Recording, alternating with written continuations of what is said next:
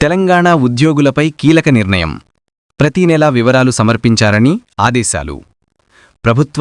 ప్రభుత్వరంగ సంస్థల్లో పనిచేస్తున్న రెగ్యులర్ ఉద్యోగులు, తాత్కాలికంగా పనిచేస్తున్న కాంట్రాక్ట్ ఔట్సోర్సింగ్ గెస్ట్, రోజువారీ కూలీ, పార్ట్ టైం, ఫుల్ టైం ఉద్యోగులందరి వివరాలు తప్పనిసరిగా సేకరించాలని తెలంగాణ ప్రభుత్వం ఆదేశించింది.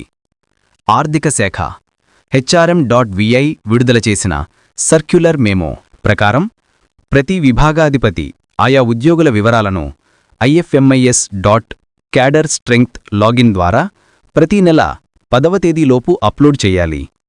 ఆగస్టు నెలకు సంబంధించిన డేటాను సెప్టెంబర్ 20 లోపు అప్లోడ్ చెయ్యాలని స్పష్టమైన గడువును విధించారు. వివరాలు పూర్తయిన తర్వాత సంబంధిత విభాగాధిపతులు ఫైనల్ సబ్మిషన్ చెయ్యాలి. ఈ వివరాల ఆధారంగా ఉద్యోగుల జీతాలు లేదా పారితోషికాలు మంజూరు కానున్నాయి. అన్ని శాఖల ప్రత్యేక ప్రధాన కార్యదర్శులు, కలెక్టర్లు, విశ్వవిద్యాలయ రిజిస్ట్రార్లు, కార్పొరేషన్లు, సమాజాలు, సంస్థల అధిపతులు తదితరులకు ఈ ఉత్తర్వులు పంపబడ్డాయి. ఈ ఆదేశాలపై రాష్ట్ర ప్రభుత్వ ఉద్యోగుల వర్గాల్లో చర్చ మొదలయ్యింది.